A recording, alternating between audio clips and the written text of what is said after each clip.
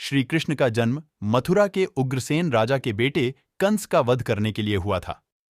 पौराणिक कथाओं के अनुसार द्वापर युग में मथुरा के उग्रसेन राजा के बेटे कंस ने उन्हें सिंहासन से उतारकर कारागार में बंद कर दिया था और खुद को मथुरा का राजा घोषित कर दिया था।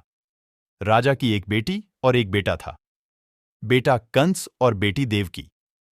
देवकी का विवाह वासुदेव के साथ तय कर दिया गया और बड़ी धूमधाम के साथ वासुदेव के साथ उनका विवाह कर दिया गया।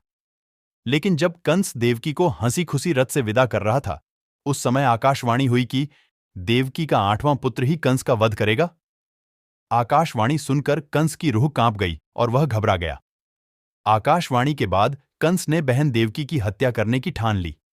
लेकिन उस दौरान वासुदेव ने कंस को समझाया कि देवकी को मारने से क्या होगा। देवकी से नहीं, बल्कि उसको देवकी की 8वीं संतान से भय है। वासुदेव ने कंस को सलाह दी कि जब हमारी 8वीं संतान होगी तो हम अपा को सौंप देंगे, आप उसे मार देना।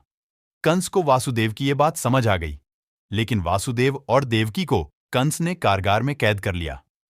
जन्म के समय यूं हुए चमत्कार, miracle during Krishna birth. Devaki और वासुदेव की 7 संतानों को कंस मार चुका था। अब 8वां बच्चा होने वाला था। आसमान में घने बादल छाए थे, तेज बारिश हो रही थी, बिजली कड़क रही थी और भगवान श्री कृष्ण का जन्म लेने वाले थे।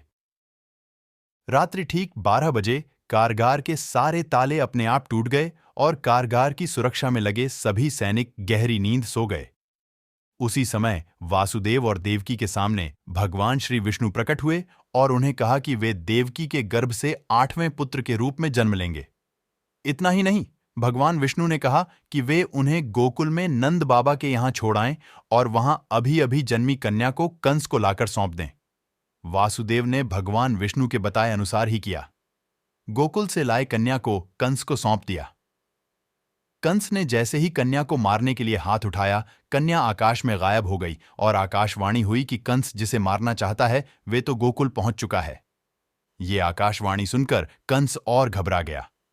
कृष्ण को मारने के लिए कंस ने बारी बारी से कि राक्षस गोकुल भेजे, लेकिन कृष्ण ने सभी का वध कर दिया। आखिर में श्री कृष्ण ने कंस का भी वध कर दिया।